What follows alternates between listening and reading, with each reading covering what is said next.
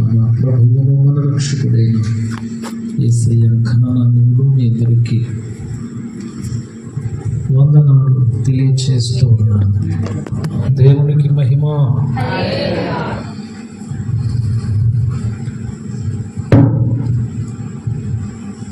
దేవుని వాక్యాన్ని మనం ధ్యానం చేసుకుందాం. 10 నిమిషాలు స్వల్ప ప్రసంగం కొరకై 145వ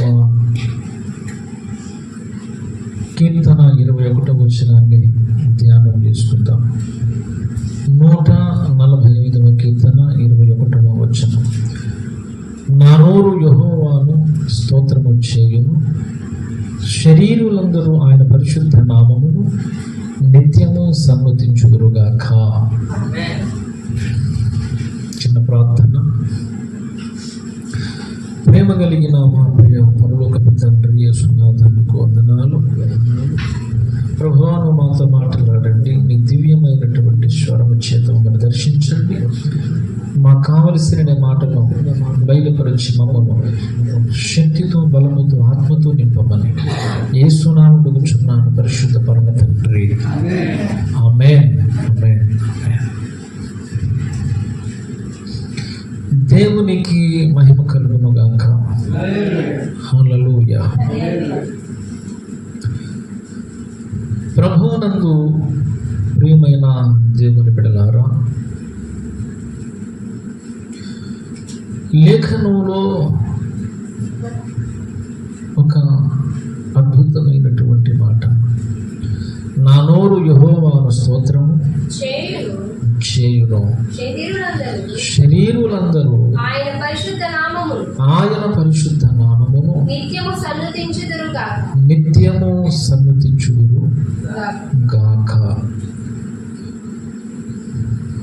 ఇక్కడ ప్రియులారా, మనము దేవుని స్తోత్రము చేసేవారమై ఉండాలి అనేది ప్రత్యేకంగా కనబడుతూ ఉన్నటువంటి విషయం. మనం ఏమై ఉండాలి? స్తోత్రము చేసేవారమై ఉండాలి. మన నోరు ఎప్పుడు దేవుని గురించి మాత్రమే మాట్లాడాలి, పాడాలి, బోధించాలి. అంత జాగ్రత్తగా మనం ఉండాలి. 108వ కీర్తనలో మొదటి నుండి, దేవా నా హృదయము నిబ్బరముగా ఉన్నది, నేను పాడుచు స్తుతిగానము చేసేదను, నా ఆత్మ పాడుచు గానము చేయును. దేవుని స్తోత్రం. ఎంత అద్భుతమైన మాట. నేను పాడుచు స్తుతిగానము చేసేదను, నా ఆత్మ పాడుచు గానము చేయు. నేను పాడుతాను, నా ఆత్మ కూడా పాడుతుంది. దీనిని ఏమంటామంటే పూర్తిగా దేవుని యొక్క తలంపులతో నింపబడి ఉండడం అంటాం. దేవుని స్తోత్రం. ఇప్పుడు మనకు ఏ ఆలోచన ఉండాలి, ఏ తలంపు ఉండాలి? దేవుని ఆలోచన, దేవుని తలంపు. మన హృదయములో కూడా ఏ భావన? ఆయనను మహిమపరచాలని, ఆయన నామమును గొప్ప చేయాలని హృదయంలో ఉండాలి. ఉన్నప్పుడే మనం చదివినటువంటి విషయం మనకు అర్థమవుతుంది. నేను పాడతాను, స్తుతిగానం చేస్తాను, నా యొక్క ఆత్మ కూడా పాడుచు గానము చేయు. మన హృదయము పాడాలి, మన నోరు పాడాలి. హృదయంలో ఏముంటుందో నోటిలో నుండి అది వస్తుంది. కొందరు కపటులు ఉంటారు. కపటం అంటారు సరే, మన హృదయంలో కపటం ఉంటుంది, పెదవుల మీద ప్రేమ కూడా ఉంటుంది. పెదవుల మీద ప్రేమ ఉంటుంది. అది కపటమైనది. పెదవులతో ప్రేమ మాట్లాడవచ్చు కానీ ప్రేమ చూపలేదు. పెదవులతో ప్రేమ మాట్లాడవచ్చు కానీ చూపడం కుదరదు. హృదయంలో ఏముంటుందో అది మనం వ్యక్తపరచగలుగుతాం. ఇక్కడ భక్తుడు ఏం నేర్పిస్తాడంటే, నా హృదయములో నీ ఆరాధన ఉంది, నా పెదవులలో అది వస్తుంది. దేవుని స్తోత్రం. ఇక్కడ ఉన్నటువంటి మనందరం కూడా అదే భావము భావన కలిగి ఉండాలి. దేవుని స్తోత్రం. అలానే ఉండాలి మనం. 146వ కీర్తన 2వ వచనం, నా జీవిత కాలమంతయు యెహోవాను స్తుతించెదను, నేను బ్రతుకు కాలమంతయు నా దేవుని కీర్తించెదను. దేవునికి స్తోత్రం కలుగునుగాక. ఏమనుంది అక్కడ? 146వ కీర్తన 2వ వచనంలో, నా జీవిత కాలమంతా. కొద్ది కాలమా? సగం కాలమా? కాదు, నా జీవిత కాలమంతా నా దేవుని నేను స్తుతిస్తానే ఉంటాను. యెహోవాను స్తుతించదని. ఎప్పుడైతే మన బ్రతుకుల్లో ప్రియులారా ఈ విధమైన తలంపు ఆరాధన ఉంటుందో దేవుని కార్యాలు మన పట్ల జరుగుతాయి. ఇదే కీర్తనలో కొన్ని అద్భుతమైన విషయాలు చెబుతాడు. అంటే దేవుని స్తుతిస్తూ ఆరాధిస్తూ ఆయన మీద ఆధారపడిన వారికై కొన్ని మాటలు దేవుడు ఇక్కడ తెలియజేశాడు. 7వ వచనం, బాధపరచబడు వారికి ఆయన న్యాయము తీర్చు, ఆకలి కొనిన వారికి ఆహారము దయచేయు, బంధింపబడిన వారిని విడుదల చేయు, తెరవచేయువాడు, కృంగిన వారిని లేవనెత్తును. దేవునికి స్తోత్రం కలుగునుగాక. ఇక్కడ కొన్ని విషయాలు ఉన్నాయి. ఎవరి కోసం ఈ మాటలన్నీ? ఆధారపడే వ్యక్తుల కోసమా? ఆధారపడని వ్యక్తుల కోసమా?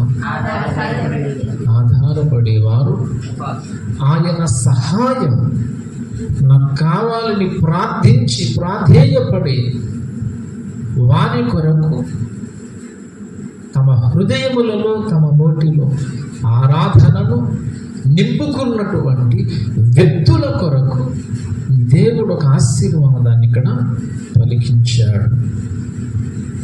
బాధల్లో ఉంటే న్యాయము తీరుస్తానన్నాడు. ఇక్కడ బాధలు లేని వాళ్ళు ఎవరున్నారు? ఇక్కడ బాధలు నాకు లేవు అన్నవాళ్ళు ఎవరు ఉన్నారా? అది దేవుడేమంటాడు? నువ్వు బాధల్లో ఉంటే నీకు న్యాయము నేను తీరుస్తాను. బాధలో ఉన్నానని బాధపడకు, విచారపడకు, ఆగిపోకు, భయపడి అలా నిశ్చేష్టుడవై శక్తి లేని వాడవై నిలబడిపోకు. బాధపడే వారికి నేను న్యాయము తీరుస్తా. ఆకలి కొనిన వారి, ఎవరైతే ఆకలితో ఉంటారో వారికి ఆహారమునిస్తాను. బంధింపబడిన లేపబడితే వారికి విడుదలనిస్తాడు. దేవుని స్తోత్రం. బాధలో ఉంటే న్యాయం తీరుస్తాడంట, ఆకలితో ఉంటే ఆహారం ఇస్తాడంట, బంధించబడితే విడుదలిస్తాడంట, గుడ్డి వారి కన్నులు తెరవ చేస్తాం, కృంగిపోతే లేవనెత్తుతాను. ఈ మాటలను మనం ధ్యానం చేస్తూ ఉన్నప్పుడు ఒకటి మనం గమనించాలి. ఏ పరిస్థితులు మనలను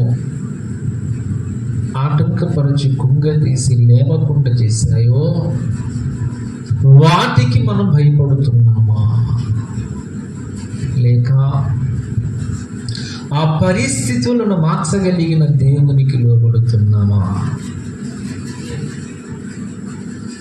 ఇక్కడ కొన్ని పరిస్థితులను గురించి మాట్లాడాడు. ఒకవైపునేమో ఒక వ్యక్తిని అణచివేసే కొన్ని బలహీనతలు ఉన్నాయి, మరొక వైపున దేవుడు అనుగ్రహించే సహాయము కనబడుతుంది. దేవుని స్తోత్రం. బాధలో ఉన్నానని అలా ఆగిపోకూడదు.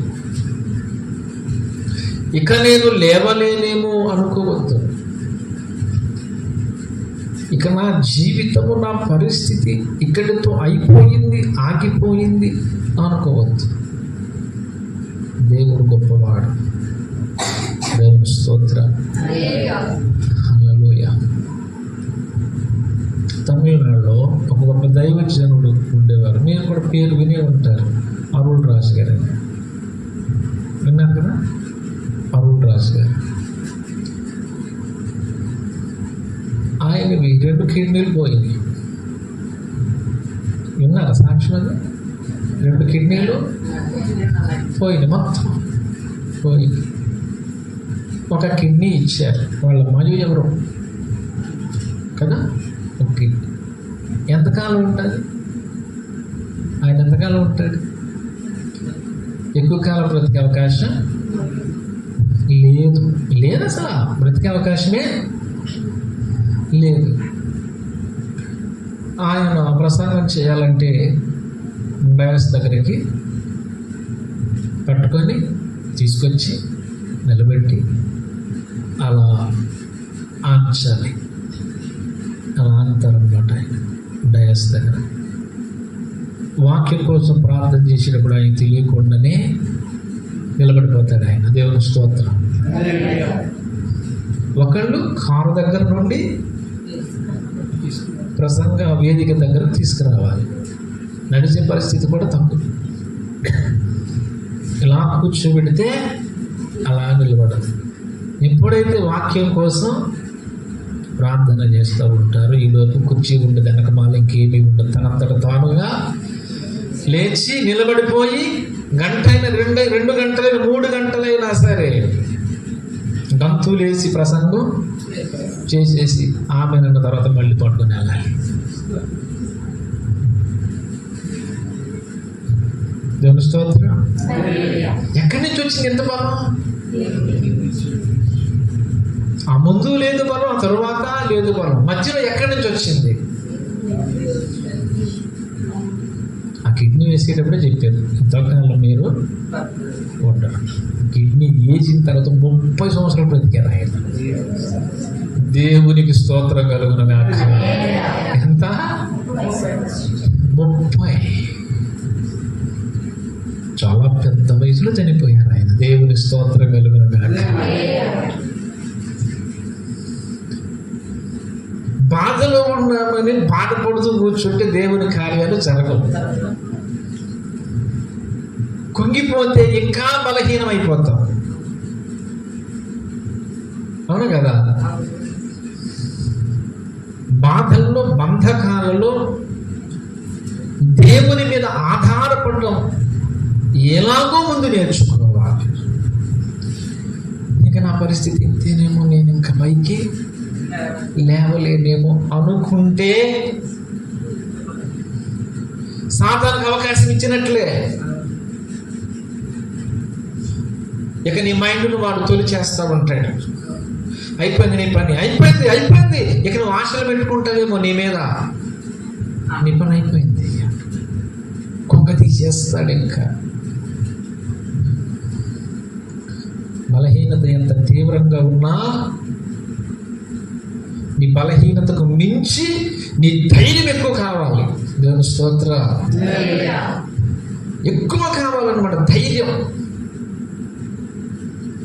ఎంత ధైర్యంగా నువ్వు నిలబడతావో అంత బలంగా దేవుని యొక్క అభిషేకం దిగి వస్తుంది. దేవుని స్తోత్రం.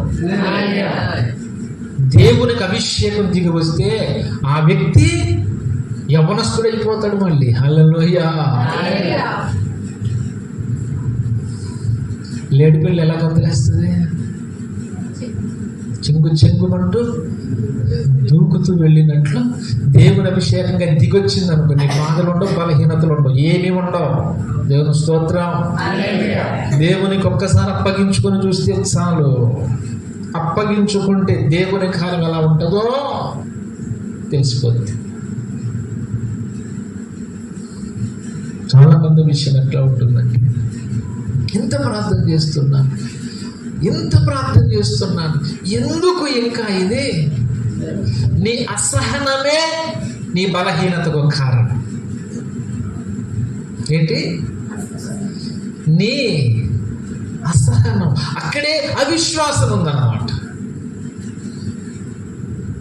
నువ్వు ప్రార్థన చేసావు ప్రార్థన, ఇంకా నీ దగ్గర బలహీనత ఉంది. నువ్వు ప్రార్థననే పట్టించుకోవాలి తప్ప బలహీనతను పట్టించుకోకూడదు. దేవుని స్తోత్రం కలుగును గాక. ఇప్పుడు నువ్వు బలహీనతను చూడకూడదు, ఉంది అయినా నువ్వు బలహీనతను చూడకూడదు. దేని మీద ఉండాలి దృష్టి? నువ్వు అడిగిన మాట మీదే నీ దృష్టి ఉండాలి. దేవుని స్తోత్రం కలుగును గాక. ఆ మాట నీకు శక్తిస్తుంది, బలమిస్తుంది, ఆరోగ్యం ఇస్తుంది, విడిపిస్తుంది. దేవుని స్తోత్రం. దేవుని కార్యము చాలా ఉన్నతమైనది. దేవుని మీద ఆధారపడుతూ ఉన్న ప్రతిసారి సాతానుడు ఏం చేస్తూ ఉంటాడంటే నీకు మైండ్ మార్చే ప్రయత్నంలో ఉంటాడు. అవును, 2 రోజులుగా మరి 2 గంటలు ప్రార్థన చేస్తూ ఉన్నావు, ఏమన్నా తేలిక పడ్డావా? లేదా 3వ రోజున ప్రార్థన చేసిన ఇంతే, 4 రోజులు చేసిన, 40 రోజులు చేసినా ఇంతే. ఇంక నీ పని అయిపోయింది, ఇంకెంతే. ఎవరు మాటలవి? సాతాను పడుకునే తలంపులు అలా పంపిస్తా ఉంటాడు. నీ సమాధానం ఏంటి?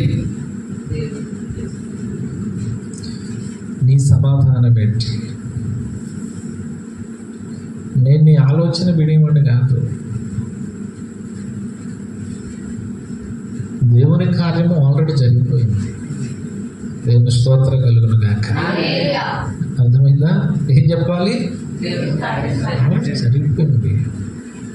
నువ్వు ఎక్స్ట్రా చేయకుండా ఆల్రెడీ నిన్ను కాలు కింద పెట్టి తొక్కిపట్టా, అయినా నీకు సిగ్గు లేదు. ఇంకేదో నువ్వు సాధిస్తానని మాట్లాడుతున్నావు. మళ్ళా గట్టిగా తొక్కాలా? దేవునికి మహిమ కలుగును గాక. అంత విశ్వాసం. నీ విశ్వాసమే నీకు బలమవుతుంది. ఎవరి మాటలు పట్టించుకోకూడదు. పట్టించుకోవచ్చా? మనల్ని మాట పెట్టే వాళ్ళు ఉంటారు, కొంగ తీసే వాళ్ళు ఉంటారు, గాయపరిచే వాళ్ళు ఉంటారు, అవమానపరిచే వాళ్ళు ఉంటారు. ఉండరా? పట్టించుకోకూడదు. దేవుని మీద ఆనుకోవాలి. దేవుడు నీకు ఒక కార్యం జరిగించాడా, దాన్ని బట్టి సంతోషిస్తూ ఉండు. మరొక కార్యం దేవుడు జరిగిస్తాడు. 2 కార్యాలను బట్టి ఆనందించు.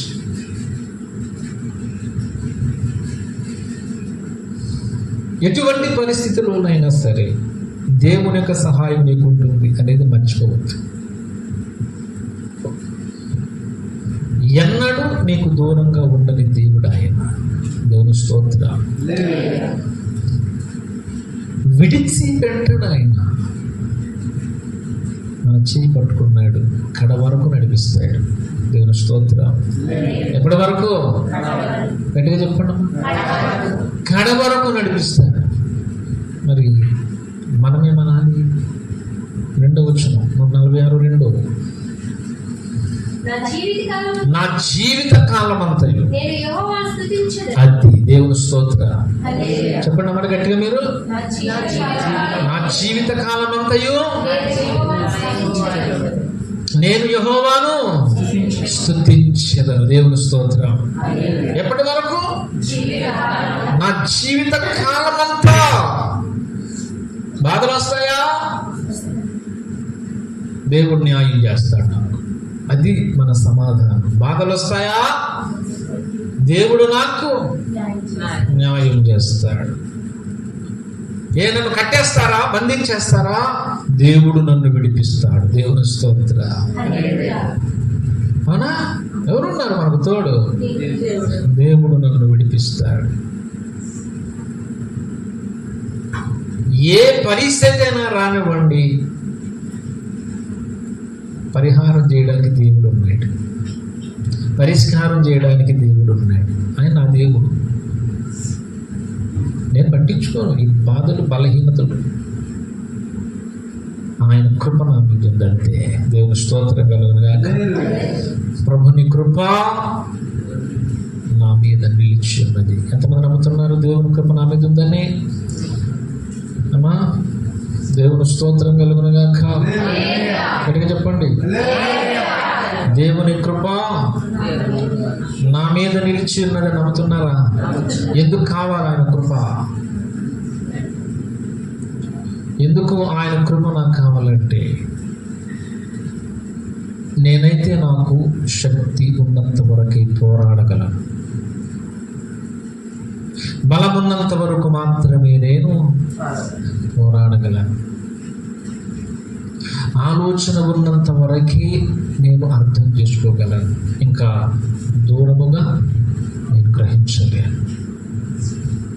దేవుని కృపగామి నాకు తోడుగా ఉంటే అన్నిటికీ ఆ కృపే సమాధానం ఇస్తుంది. దేవుని స్తోత్రం కలుగునుగా. అన్నిటికీ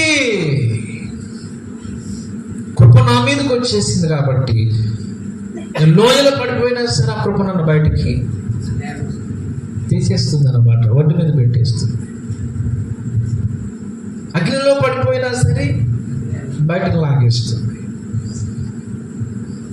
జలములో కొట్టుకుపోతున్నా చేయబట్టుకొని సురక్షితంగా బయటకు తీసేస్తాడు.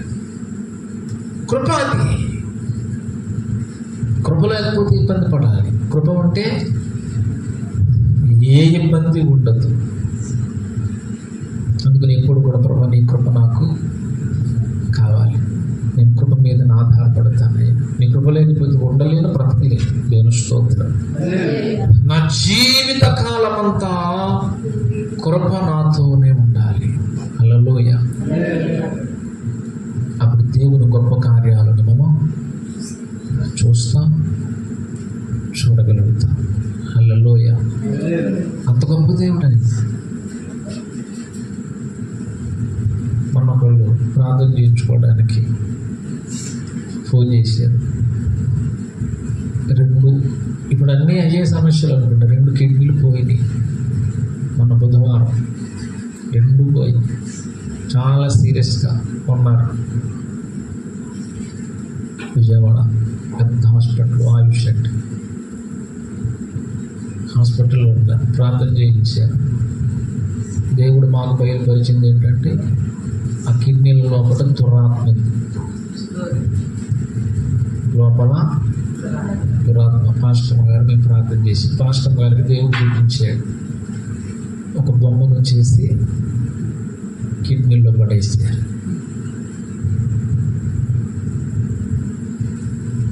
వేరే సంకష్టం.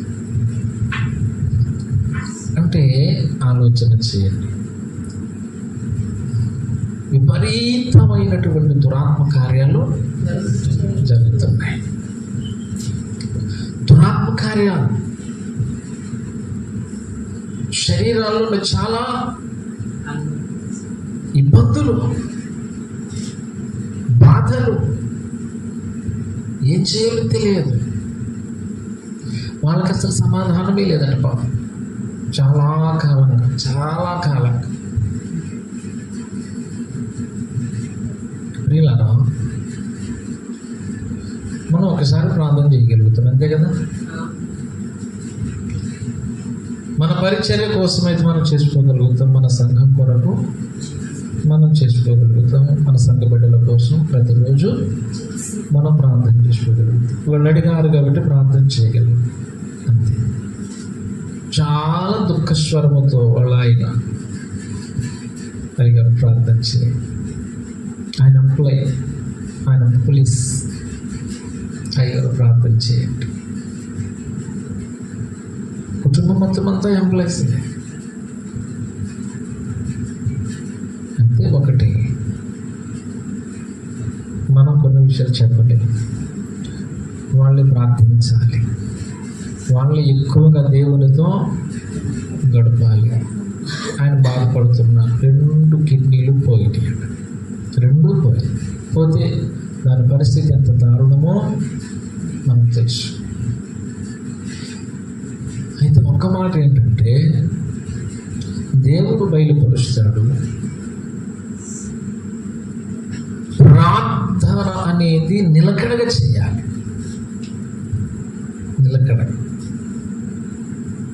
నిలకడగా అంటే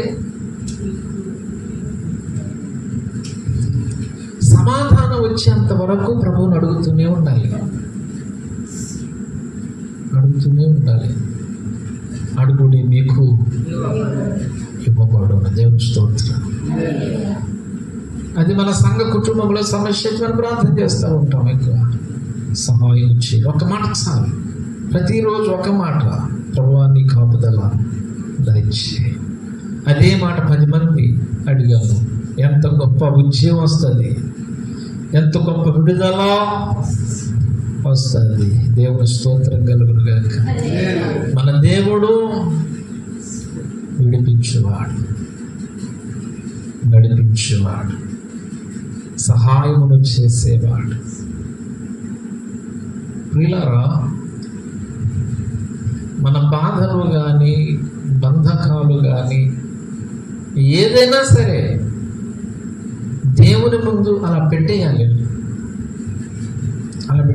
దేవుని ముందు, ప్రభువా ఇదిగో నా స్థితి, ఇది నా స్థితి, దీన్ని నువ్వు మార్చేస్తున్నావు, అంతే. దేవుని స్తోత్రం కలుగును గాక. ఏంటి? దీన్ని నీవు మార్చేస్తున్నావు, దీన్ని ఇక్కడే వదిలేసి ఆరోగ్యంతో నేను వెళ్ళిపోతున్నాను. దేవునికి మహిమ కలుగును గాక. ఎంత విశ్వాసం ఉండాలి ఆ మాటకు, ఎంత విశ్వాసం ఉండాలి, ఎంత బలంగా దేవునికి మనం లోబడాలి. దేవుని స్తోత్రం కలుగును గాక. మీకు చాలాసార్లు చెప్పాను, ఎక్కువ సాతాన్ ఎఫెక్ట్ అనేది నా మీద కానీ కుటుంబం ఎక్కువ ఉంటుంది చాలా. కానీ రిజల్ట్ కూడా ఒక 5 నిమిషాల్లోనే వచ్చేస్తుంది. దేవుని స్తోత్రం కలుగును గాక. ఒక 5 నిమిషాల్లోనే రిజల్ట్. అంటే దానికి కారణం ఏంటి? సమస్యను దేవునికి అప్పగించేసాం, వదిలేసామంతే. వదిలేసి అంత విశ్వాసం లేకుంటే ఆ సమస్యను చంపేది దేవుడు అక్కడ. దేవుని స్తోత్రం. జరుగుద్దంటారా అంటే అయిపోయినట్టే. అవునా కదా?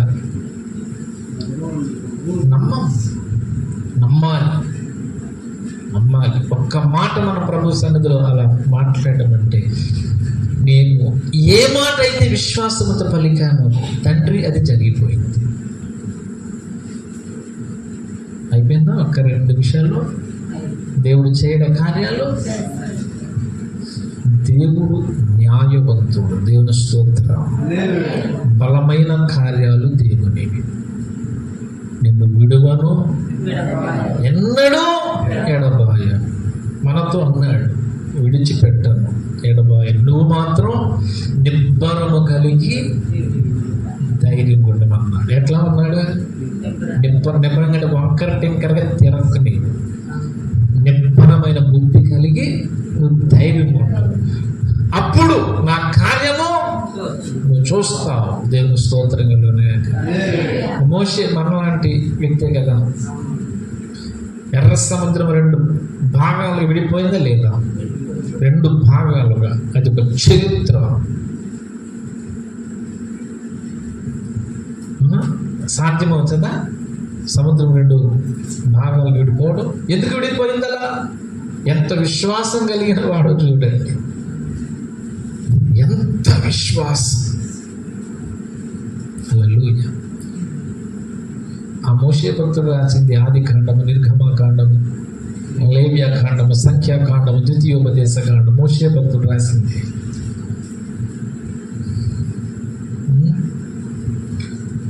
సమస్యలు కూడా అలా విడిపోతాయి.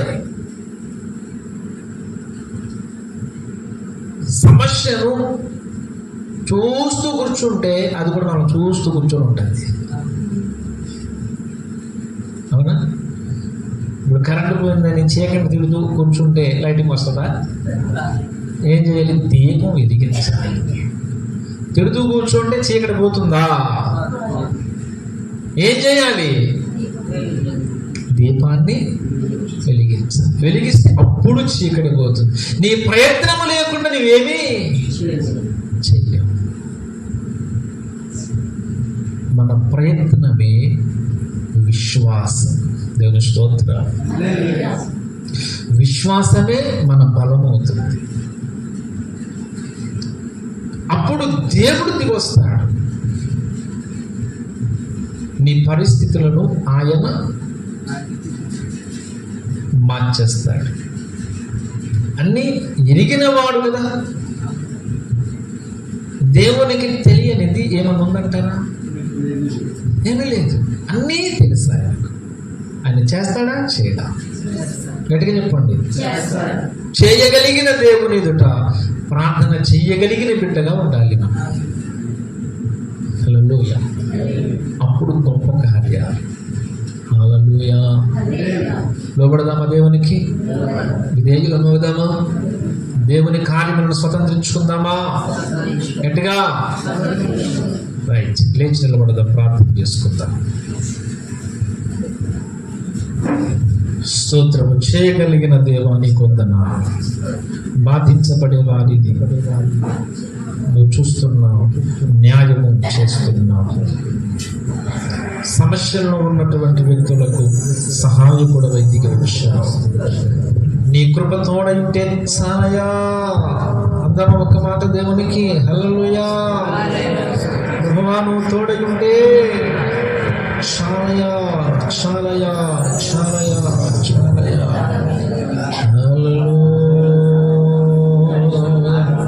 స్తోత్రములు కలుగునుగాక. హల్లెలూయా, హల్లెలూయా, హల్లెలూయా, హల్లెలూయా, హల్లెలూయా. ప్రభువా, నా బాధలలో, నా సమస్యలలో, నా ఇరుకుల్లో, నా ఇబ్బందులలో నువ్వు తోడై ఉన్నావు అయ్యా. వాటిని లేకుండా నువ్వు చేస్తా ఉన్నావు. గొప్ప దేవుడు నాయన. నీవుంటే చాలు. ఇక నాకు భయం ఉండదు నాయన. నేను దిగులు పడను. నాకు భయం ఉండదు, పెరిగితనం ఉండదు. నా దేవుడు నాకు తోడుగా ఉన్నాడని ఒక నూతన ధైర్యము నాది. ఓ దేవాని స్తోత్రములు కలుగునుగాక. నువ్వు నాకు తోడుగా ఉంటే చాలయ్యా. నువ్వు నాకు తోడుగా ఉంటే చాలయ్యా.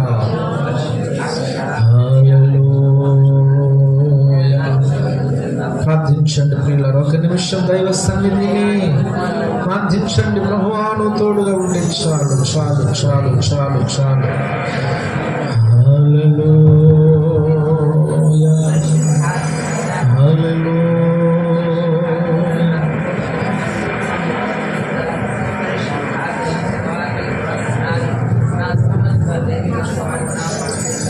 నన్ను చుట్టుముట్టిన బాధలతో నా హృదయం కలవరపడగా, నా స్వంత జనుల నిందలతో నా గుండె నాలో నీరైపోగా, నన్ను చుట్టుముట్టిన బాధలతో నా హృదయం కలవరపడగా నా సొంత జనులకు నా కుండెనాలో నీరైపోగా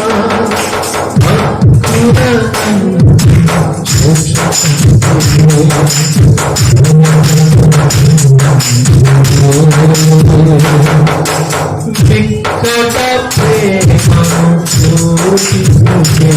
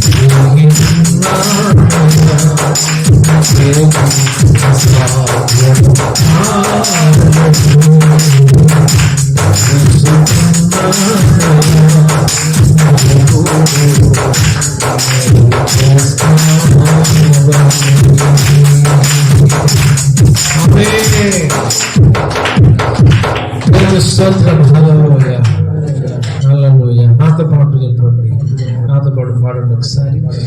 ఎరిగి ఉన్నానయా నీకేది అసాధ్యము కాదని, ఎరిగి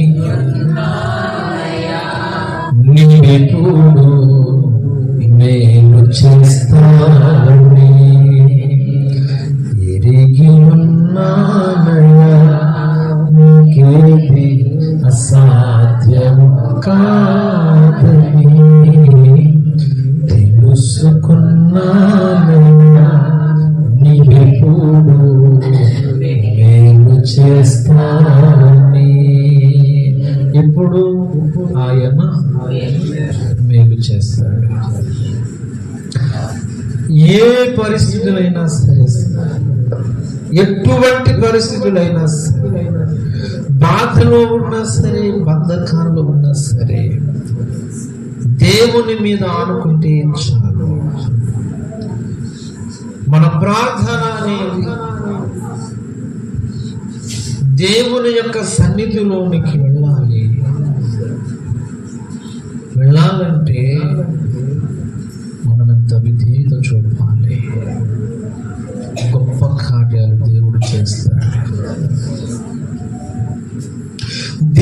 బిడ్డలైన వారిని ఏ పరిస్థితులైనా ఏమి చేయడు. ఒక భక్తుడు మోకరించి ప్రార్థన చేస్తూ ఉన్నప్పుడు ఒక పెద్ద మాంత్రికుడు తన ముందు ఒక హోమకుండాన్ని పెట్టుకొని దానిలో నుంచి మంటలు ఎగిసిపడుతున్నాయి. మంటలు అన్నమాట ఎగిసిపడుతున్నాయి.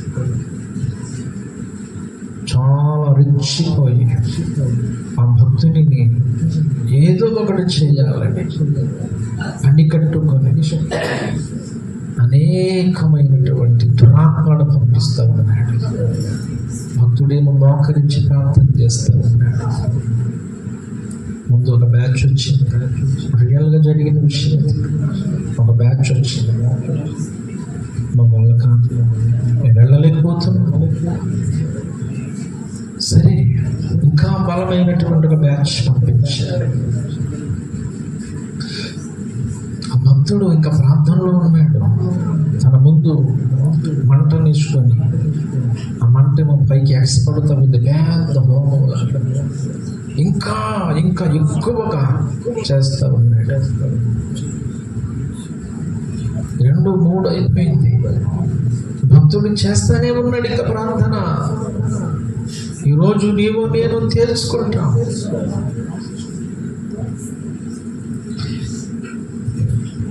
బలమైనటువంటి దురాత్మను పంపించాడు. పంపిస్తే భక్తుడు మోకరించి ఉన్నటువంటి స్థలం దగ్గర నుండి ఆకాశం వరకు ఒక మంట మండుతుంది. అక్కడ భక్తుడేమో మధ్యలో ఉన్నాడు. చుట్టూ దేవుడు పంపిన మంట అలా అగ్ని మండుతూ ఉంది చుట్టూ అన్నమాట. ఎక్కడ ఒక సందు కనబడట్లా. భూమి మీద నుండి పరలోకం వరకు అలా మండుతూ ఉందన్నమాట. Praise the Lord. గొప్ప మంట అన్నమాట, మండుతూ ఉంది. చూస్తున్నాయి వచ్చి చూసి అసలు నా వల్ల కూడా కావట్లేదు, వెనక్కి వెళ్ళిపోయింది. నా వల్ల కూడా. అప్పుడు తను అనుకున్నాడు, నేను ఎంత పెద్ద మాంత్రికుడిని, చాలా శక్తి కలిగిన వాడిని, ముప్పు తిప్పలు పెట్టిన అనేక మంది, అనేక కుటుంబాలను, అనేక జీవితాలు, ఇది నా వల్లే కాలేదంటే నిజముగా ఆయన ఎవరు? చాలా గొప్ప దేవుడు.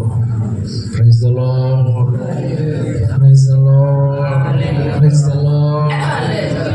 భక్తుని కాపాడుట దేవుని చిత్తం, ప్రార్థించు వారిని కాపాడుట దేవుని చిత్తం, సమస్యల్లో ఉన్న వారిని కాపాడుట దేవుని చిత్తం, బంధించబడిన వారిని విడిపించుట దేవుని చిత్తం, శోధనలు మగ్గిపోతున్న వ్యక్తులను కాపాడుట దేవుని చిత్తం, శ్రమల పాలై నిందల పాలై బాధలతో వ్యాధులతో శోధించబడుతున్న వారిని కాపాడుట, విడిపించుట దేవుని యొక్క చిత్తం.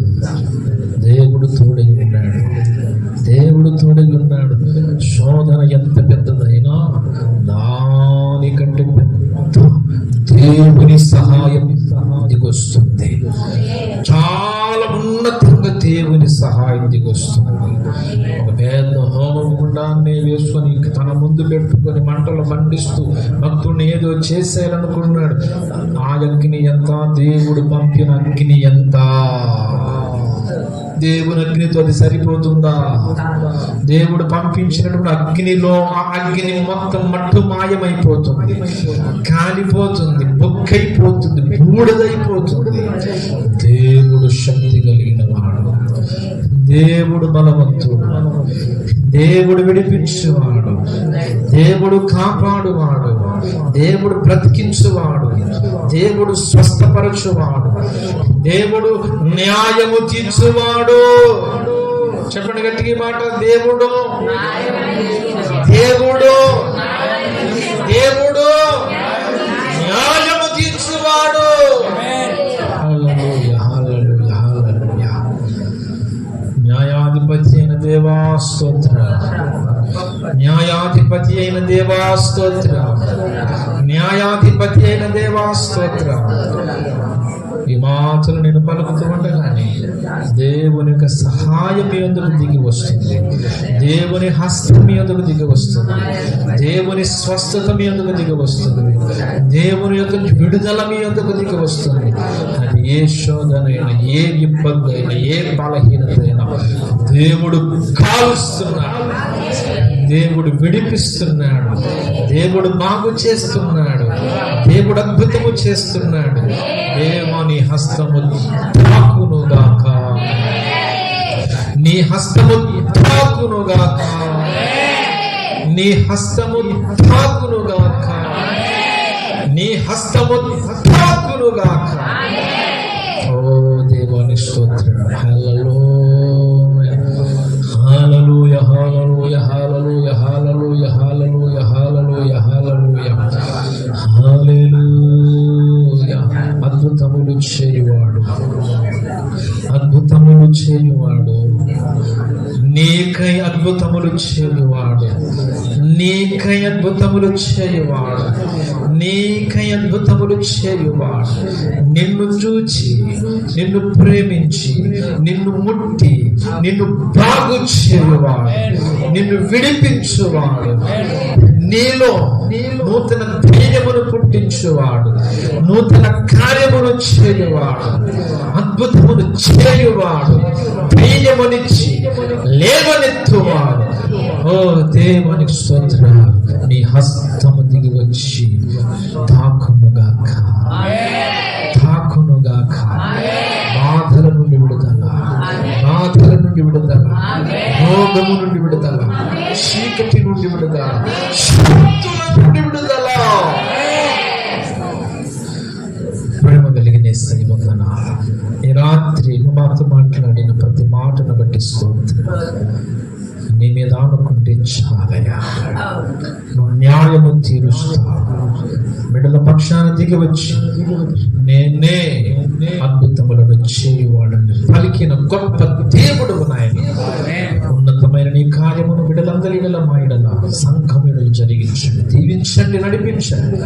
రేపు నీ సన్నిధిలో కూడుకొని ఇంకా ఇంకా ఘనముగా ఆరాధించి అద్భుతములు ఇంకా గొప్పగా పొందుకొని ఆశీర్వాదంగా ఉండడం కృప చూపి నడిపించమని బిడ్డలందరినీ దీవించి పంపించమని యేసు నామమున అడుగుతున్న పరిశుద్ధ పరమ తండ్రి. యేసు రక్తమును ఉంచాలి, శిలువ రక్తం సంపూర్ణ కలుగునుగాక. మన తండ్రిన దేవుని ప్రేమ, రక్షకుడైన యేసయ్య కృప, పరిశుద్ధాత్మ దేవుని తోడు కాపుదల సరే చేర్చిన మనకందరూ సర్వలోకము చెదరి ఉన్నటువంటి సత్యాన్వేషకులకు, భక్తులకు దేవుని కృప తోడైన తన రాకడకి సిద్ధపరచునుగాక. Amen, amen, amen. Praise the lord. Hallelujah. Praise the lord. అందరూ